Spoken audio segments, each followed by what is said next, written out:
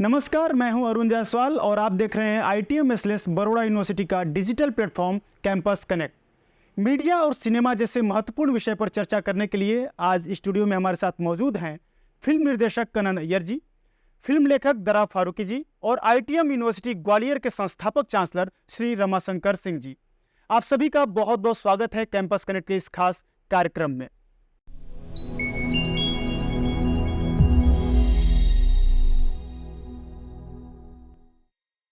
दरअसल मुंबई में हजारों की संख्या में युवा आते हैं ग्रामीण परिवेश से, छोटे शहरों से, और एक बड़े सपने लिए आते हैं। लेकिन उन कहीं ना कहीं उस चकाचौंध की दुनिया में कुछ गुम हो जाते हैं, कुछ संघर्ष करते हैं, कुछ अपने मुकाम को हासिल करते हैं। अपने मुंबई में उन्हें कैसे अपने करियर की शुरुआत कर सकते हैं, यानी कहें कि सिनेमा जगत में वो अपने करियर की शुरुआत कैसे करें, कैसे स्टैब्लिश हो? आप दुनिया में कहीं भी जाओ, स्टारडम कहाँ नहीं है। तो ultimately glamour is related to stardom, पर आपको इसको नेगेटिवली नहीं देखना चाहिए। आपको ऐसे देखना चाहिए कि stardom is a vehicle to reach the audience. Star है इसीलिए करोड़ों लोग आते हैं फिल्म देखने। How the maker can use the stardom for the message the maker wants to convey is up to the maker, है ना? अभी आपने मुझे ये पूछा कि मैं आप एक छोटा सा किस्सा बताता हूँ। जब मैंने पहले जब फिल्म इंडस्ट्री ज्वाइन की, तब मैंने असिस्ट किया शेखर कपूर को, ठीक है। तो शेखर कपूर काफ़ी सारी पिक्चरें साइमल्टेनियसली बनाते थे। फिल्म इंडस्ट्री वैसी थी तब, तो रोज शूटिंग होता था विद पीपल लाइक उस ज़माने के स्टार्स, आमिर खान, सनी देओल, जैकी श्रॉफ, बॉबी देओल, फिर बड़ी बड़ी हीरोइंस। और मैं उनसे बहुत ही फ्रेंडली, हाई बाय टाइप ऐसा रिलेशन होता था।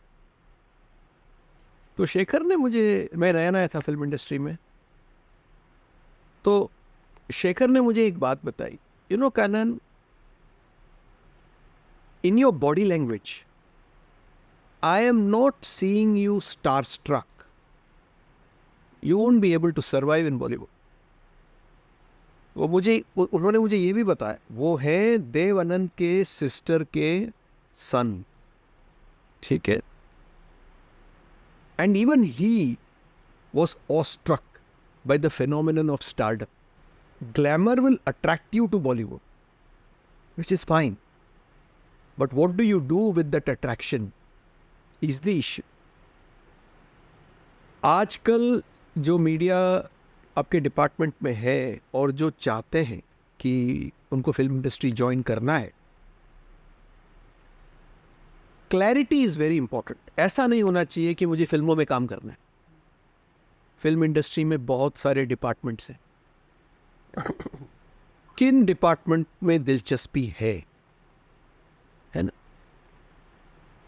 वो एक क्लैरिटी इज वेरी इंपॉर्टेंट। एक बार आप क्लियर हो गए, उसको अमल कैसे किया जाए। ये जनरेशन बहुत ही लकी जनरेशन है, क्योंकि with a phone, with software freely downloadable, you can shoot a short film, shoot edit, कुछ दोस्तों को बुला लो एक्टिंग करने के लिए।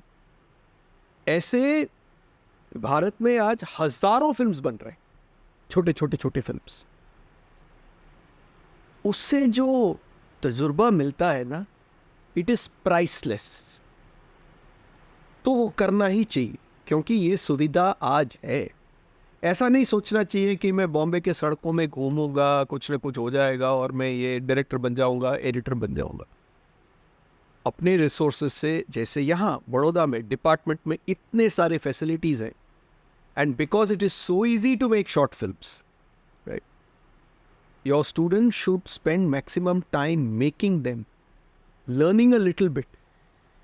फिर आप उसको यूट्यूब में पोस्ट कीजिए, उसको बॉम्बे में आके जो वेरियस स्टेक होल्डर्स है, कॉन्टैक्ट्स है, मैं हूँ, दाराब है, हमारे पास आइए, ठीक है, हम भी आगे रेकमेंड करेंगे कि कोई और लोग देखे कि देखो इस स्टूडेंट ने एक शॉर्ट फिल्म बनाया है, आपको लगता है you can give him more opportunities. ये एक रास्ता है, but it is very competitive.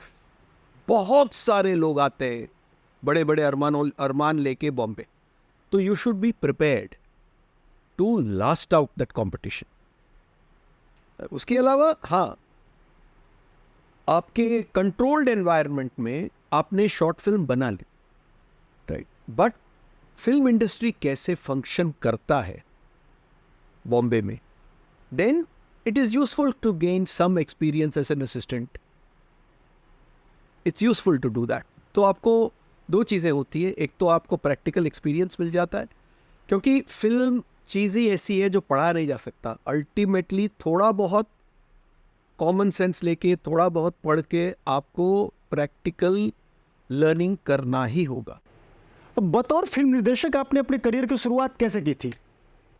Initially मैं असिस्टेंट डायरेक्टर था, राइट, फिर मैं राइटिंग डिपार्टमेंट में घुसा, फिर राइटिंग डिपार्टमेंट घुसने के बाद I spent years, right, trying to getting contact people, pitching scripts, और मैंने एक फिल्म बनाई जो कभी रिलीज नहीं, राइट, उसमें 5-6 साल। शॉर्ट फिल्म या बड़ी फीचर फिल्म जो बहुत हुआ करता था 20 साल पहले, 20-25 साल पहले बहुत सारे फिल्म्स बनती थी और कभी रिलीज भी नहीं होती थी। आजकल वो होता नहीं। आजकल मोर और less 99.9% of the films that get made released, खासतौर OTT आ जाने के बाद मुझे लगता है। ये उसके पहले भी, क्योंकि इकोनॉमिक जो स्ट्रक्चर था of the film industry had changed, है ना, तब it was very different. And I got my real good break because Vishal Bhardwaj is a good friend of mine, तो under his production he gave me a break, and that is how I made Iqtidar. So it is important, if you don't get an early break, it is important to be persistent, to stay there, somehow find a way to stay there, keep meeting people, keep pitching your ideas, keep making contacts, friends, and hope that one day luck knocks at your door, and luck is very important. Dorab जी, जो लोग अपना career writing में बनाना चाहते हैं वो अपनी शुरुआत कैसे कर सकते हैं? उनको किन बातों का ध्यान रखना चाहिए? और ख़ास तौर से जो BHMC के छात्र हैं उनको राइटिंग में अपनी प्रैक्टिस कैसे करनी चाहिए और किस तरह शुरुआत करनी चाहिए? मुझे ऐसा लगता है कि दुनिया के दो जो सबसे मुश्किल काम है ना, वो नंबर 1 पॉलिटिक्स है और नंबर 2 फिल्म बनाना है। मुझे ऐसा लगता है। और मुझे ऐसा लगता है कि जब आप इतने मुश्किल काम में घुस रहे हो ना, तो उसकी वजह है कि उसका मुश्किल होना वजह है क्योंकि उसके अंदर सक्सेस बहुत ज़्यादा बड़ा है। जब आप उसमें चले जाते हो ना, आप प्राइम मिनिस्टर बनोगे अगर आप पॉलिटिक्स में जाते हो, तो आप शाहरुख खान बनोगे अगर आप फिल्मों में जाते हो। तो पहले तो इस भुलावे में से निकल जाना चाहिए कि मैं किसी आसान चीज़ को करने जा रहा हूँ, और गलतफहमी अपने दिमाग से निकाल देनी चाहिए। क्योंकि गलतफहमी अगर आप लेके जाओगे ना, तो पहले तो सबसे पहले तुम्हें सक्सेस से पहले डिप्रेशन मिलेगा। तो ये रियलाइज़ करो कि मैं बहुत मुश्किल काम करने जा रहा हूँ। जब आप मुश्किल काम करने जाते हो ना, तो आप उसके लिए मेंटली प्रिपेयर होकर जाते हो। फॉर एग्जाम्पल, अगर आपको मालूम है कि आप रेगिस्तान में जा रहे हो और आपके पास सिर्फ इतना सा पानी है बोतल के अंदर, अब आपको जो चल के जाना है ना, वो 3 दिन है।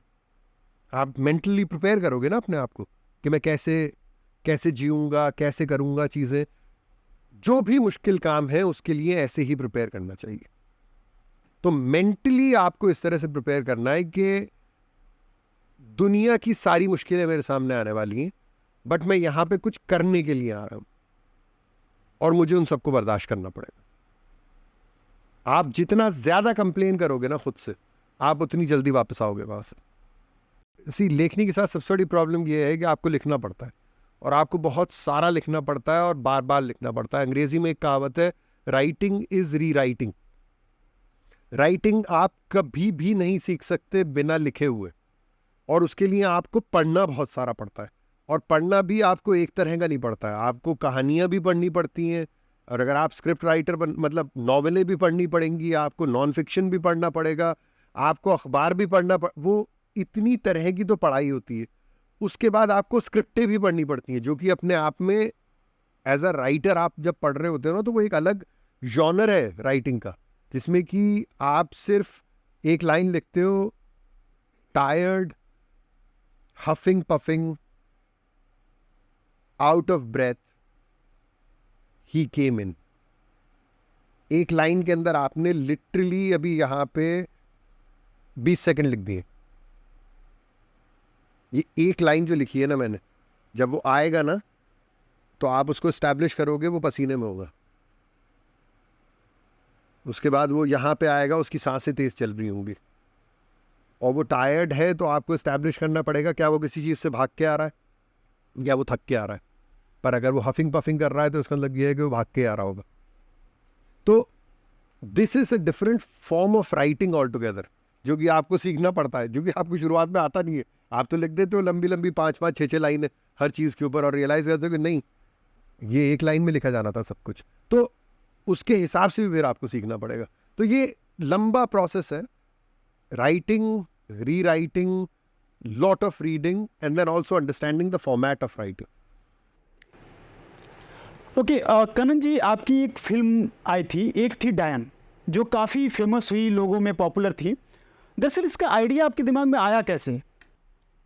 कोंकणा सेन शर्मा जो है ना, जो फिल्म में उन्होंने डायन का रोल भी निभाया, उनके फादर मुकुल शर्मा बहुत ही ब्रिलियंट आदमी थे और राइटर भी थे, ठीक है, फिक्शन राइटर। बहुत कम उन्होंने लिखा है, पर जो भी लिखा है वो थोड़े माइंड बेंडिंग टाइप चीज़ें उन्होंने लिखी है। तो उनकी एक पेज की शॉर्ट स्टोरी थी, सिर्फ एक पेज की, जिसमें 2 बच्चे लिफ्ट के अंदर जाते हैं। एक बच्चा लिफ्ट का बटन दबाता है, लिफ्ट ग्राउंड फ्लोर के नीचे चली जाती है, और जब रुकती है फाइनली, तो खिड़की से जब वो लोग बाहर देखते हैं, कुछ नरक टाइप नज़ारा दोनों बच्चों को दिखाई देता है, और वो डर जाते हैं, राइट। और वापस जब लिफ्ट ऊपर आती है तो उनके पेरेंट्स से पूछते हैं इसके बारे में, और पेरेंट्स ऐसे ही डिसमिस कर देते हैं बच्चों को। पर दोनों बच्चों को लगता है कि ये पेरेंट्स ने हमें कुछ तो झूठ बोला है, कुछ तो चक्कर है। इतना ही था शॉर्ट स्टोरी, ठीक है। तो विशाल भारद्वाज ने ये शॉर्ट स्टोरी पढ़ा और उन्होंने बोला चलो यार, इसको एक फुल फीचर फिल्म बनाते हैं। तो ये जो घटना है, फिल्म का सोल वो है, पर इस घटना के आगे और घटना के पीछे जो बॉडी हमने ऐड किया, उससे एक थी डायन की पूरी स्क्रिप्ट बनी। That was the process. Chancellor sir से एक सवाल मैं करना चाहूँगा। सर, आप लंबे समय से शिक्षा जगत में अपना एक महत्वपूर्ण योगदान दे रहे हैं, पहले ग्वालियर और अब बड़ोदरा के ITM बड़ौदा यूनिवर्सिटी में भी अब मास कम्युनिकेशन डिपार्टमेंट है, और साथ ही साथ अब कैंपस कनेक्ट। आप किस तरीके की अपेक्षाएं रखते हैं पत्रकारिता के छात्रों से, और खास तौर से कैंपस कनेक्ट से? एक कैंपस कनेक्ट के ज़रिए आप नई नई स्टोरीज खोजें। हम लोग अपने ककून में, अपने खोल में इतने फंसे रहते हैं कि हमें दूसरों की स्टोरीज न दिखती हैं, न सुनती हैं, न सुनाई पड़ती हैं। तो एक काम तो ये हो सकता है कि इस धरती पे जितने लोग हैं, सबकी अलग स्टोरीज हैं। इस धरती पर जितने परिवार हैं, उनकी अलग स्टोरीज हैं, और वो सारे के सारे लोग यूनिक हैं और यूनिक परिवार हैं, और उनकी समस्याएं भी यूनिक हैं, उनके अचीवमेंट्स भी यूनिक हैं। हम अपने खोल से अगर कैंपस कनेक्ट के ज़रिए बच्चों को निकाल सकें, तो तरह तरह की स्टोरीज ला सकें, खोज सकें, उस पर कुछ बना सकें, और उन स्टोरीज के आधार पर कुछ सूत्र ऐसे दे सकें जिससे ये दरवाज़ा जो बंद है अभी, ये लोगों के सामने खुले, तो ये काम एक बड़ा महत्वपूर्ण काम है जो आप लोग कर सकते हैं। कनन सर और दराब सर से मैं जानना चाहूँगा, आज आपने पूरे दिन कैंपस का विचरण किया, कैंपस में आपने समय व्यतीत किया, ओवरऑल आपका एक्सपीरियंस कैसा रहा कैंपस में? Lot of youthful energy, right? The university is new, and I see a lot of excitement, hope, ambition, and energy for the future. And campus is extremely beautiful, as are the buildings and facilities. For example, this is a very beautiful studio. So I'm sure it's going to be a great university as the years proceed, and the students are going to really come out of it better, and we feel very, very happy to be here. So I loved it. I loved the campus. I loved the experience. मुझे सबसे बात करके बहुत मज़ा आया। मैं घूम भी रहा था नीचे, तो कुछ लोगों से बात भी कर रहा था। मुझे लगा कि ओपन सा माहौल है। लोग यहाँ पे, एक तो congratulations to Ramashankar ji and president साहिबा फॉर क्रिएटिंग दैट एनवायरनमेंट। मुझे लगा कि यार एक स्टूडेंट्स के लिए जैसा माहौल होना चाहिए कि आप यहाँ पे खुली सांस ले सको, जिससे कि आप बेहतर सोच सको, क्योंकि आपकी सोच ना कहीं पे भी महदूद नहीं होनी चाहिए। तो मुझे माहौल बहुत अच्छा लगा, उसके बाद रिसेप्शन भी बहुत अच्छा था, और ओवरऑल एक्सपीरियंस आई थिंक सुबह से लेकर मैं अभी तक I am just having fun. So that speaks more than anything else. Media के छात्र जो अपना करियर बनाना चाहते हैं, मीडिया में जैसा कि हम सभी जानते हैं कि कई ढेर सारी अपॉर्चुनिटी हैं, जो छात्र उसमें अपना करियर बनाना चाहते हैं, जो बड़े सपने देखते हैं, उनके लिए आपका क्या संदेश होगा? हाँ, परसिस्ट। तो ये थी सिनेमा और शिक्षा जगत पर आज की खास चर्चा, जिसमें हमारे साथ थे फिल्म निर्देशक कनन अय्यर जी, फिल्म लेखक दरा फारूकी जी, और साथ ही ITM ग्वालियर के संस्थापक चांसलर श्री रमाशंकर सिंह जी। इस तरह के और भी महत्वपूर्ण विषयों पर चर्चा जारी रहेगी। आप देखते रहिए कैंपस कनेक्ट।